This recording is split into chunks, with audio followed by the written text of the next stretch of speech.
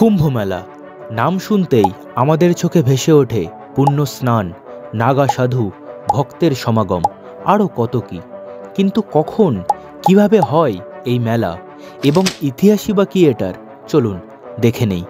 কুম্ভ মেলার কথা পুরাণে আমরা পেয়ে থাকি, যখন ভগবান এবং অসুররা অমৃত কলসের জন্য যুদ্ধ শুরু করে, তখন থেকেই এই কুম্ভের উদ্ভব।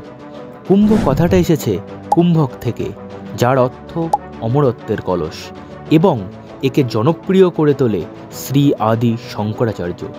মৌর্য আর গুপ্ত যুগেও এর ঐতিহাসিক নিদর্শন মেলে। 4টি স্থানে প্রতি 12 বছর অন্তর এবং সমগ্রভাবে 4 বছর অন্তর কুম্ভ মেলা সংগঠিত হয়। প্রথমে হরিদ্বার, যেটি গঙ্গা নদীর পাশে, উজ্জয়ন, শিপ্রা নদীর ধারে, নাসিক গোদাবরীর তটে, আর প্রয়াগরাজ গঙ্গা, যমুনা আর পৌরাণিক সরস্বতী নদীর মিলনস্থলে। এবছরেও কুম্ভ মেলা হবে 13ই জানুয়ারি থেকে 26শে ফেব্রুয়ারি। কেউ যাচ্ছেন নাকি পুণ্য অর্জন করতে? তাহলে কমেন্টে জানান।